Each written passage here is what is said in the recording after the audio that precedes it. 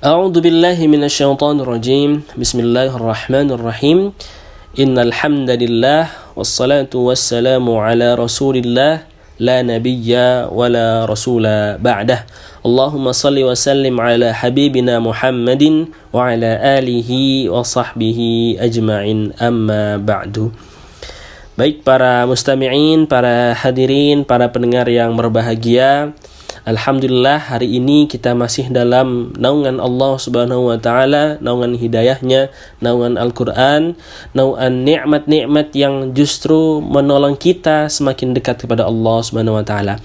Mudah-mudahan segala nikmat-nikmat yang telah Allah berikan mampu menguatkan kita untuk senantiasa menjadi hamba-hambanya yang bersyukur. Amin amin ya rabbal alamin.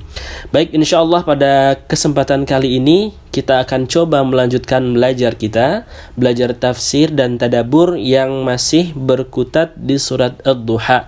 Setelah sebelumnya kita pernah membahas dan mengkaji dari sisi tafsir dan juga tadabbur di surat Ad-Duha ayat 1 sampai dengan ayat yang ke-6. Maka insyaallah pada kesempatan kali ini kita akan coba masuk ke dalam ayat yang ke-7.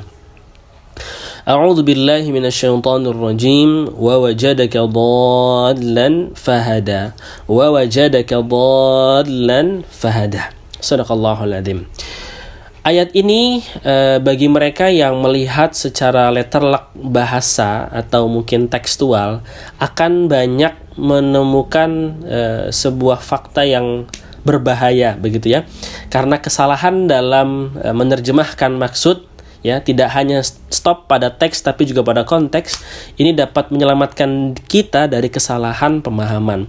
Wa wajadaka dhallan fahada. Kita menemukan kata dhal di sana. Dhallan. Dhallan dalam bahasa Arab ini identik dengan istilah yang tersesat.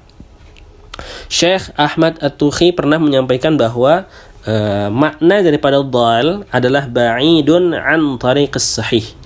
Ba'idun an, jauh dari, an tariqis sahih, dari jalan yang benar. Wa wajadaka dhallan fahada. Dan ingatlah ketika Nabi Muhammad SAW diselamatkan, dhallan yang dahulunya itu tersesat gitu ya, kemudian fahada, kemudian Allah berikan hidayah. Banyak di antara kaum muslimin yang kemudian menerjemahkan dhallan di sini sebagai makna letterlek ataupun tekstual dan membuat kesimpulan bahwa Nabi Muhammad SAW telah pernah tersesat sebelum mendapatkan kenabian.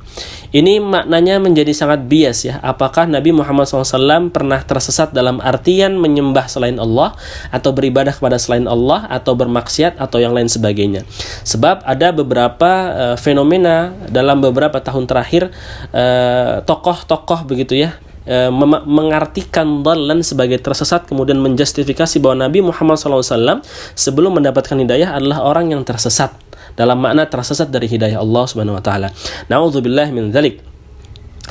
Makna sesungguhnya dari dhallan ya, kalau kita melihat dalam indikator tadabbur, dhallan di sini ya, ataupun dari kita kaji dari tafsir, maka kita akan dapati makna dhallan adalah makna yang tersesat gitu ya.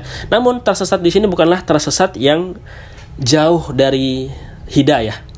Sini di dalam kitab tafsir Ibnu Katsir beliau menyampaikan wa minhum man qala, dan di antara para ulama ada yang mengatakan man qala innal murada bi hadza. Adapun yang dimaksud dengan hadza yaitu makna dhal, makna tersesat itu adalah annahu alaihi salam, bahwa Nabi Muhammad SAW sebelum beliau mendapatkan nubuwah dhalla fi shihabi Makkah wa huwa shaghir. Di sini disebutkan bahwa Nabi Muhammad SAW pernah tersesat dalam ketika sedang berkeliling-keliling wilayah Ka'bah atau Makkah begitu ya, wa huwa shaghir, dan dia dalam usia yang masih kecil, kemudian diselamatkan, thumma raja'a, kemudian dapat kembali ke dalam rumahnya. Wa qila, dan dikatakan lagi innahu dhallun wa huwa ma'a ammihi fi tariqis Syam, bahwa Nabi Muhammad SAW pernah ikut berdagang, rombongan dagang bersama pamannya yaitu Abi Thalib ke negeri Syam. Wa kana rakiban naqata fil lail. Dan Nabi Muhammad SAW itu mengendarai naqah. Naqah itu adalah unta betina, fil lail, di malam hari. Faja'a iblisu ya'dilu biha 'anit tariq. Kemudian datanglah iblis yang melencengkan unta tersebut dari jalan yang seharusnya. Ya, faja'a Jibrilu, kemudian Jibril datang, malaikat Jibril datang, fanafakha iblisa nafkhatan dhahaba minha ilal habasyah. Kemudian iblis itu nafakha itu meniup gitu ya. Jadi iblis itu ditiup oleh malaikat Jibril sampai terlempar ke kota Habasyah.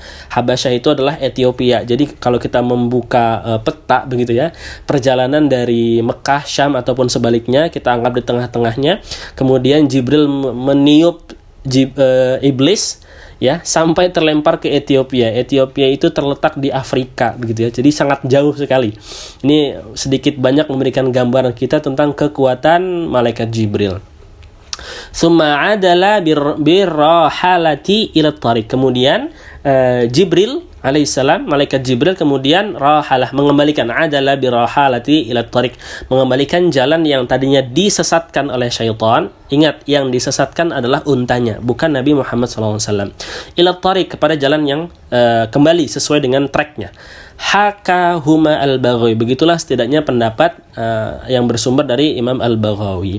Nah, di sini menjelaskan sebuah makna bahwa Nabi Muhammad SAW selama hidupnya, bahkan Nabi secara umum ya, seluruhnya itu tidak pernah tersesat ya. Dalam artian tersesat yang jauh daripada Allah Subhanahu wa taala. Sebab seluruh nabi sedari kecil hingga wafat senantiasa berada dalam bimbingan Allah Subhanahu wa taala. Hanya saja nanti berbeda kasusnya ketika kita membicarakan tentang nubuwah atau kenabian.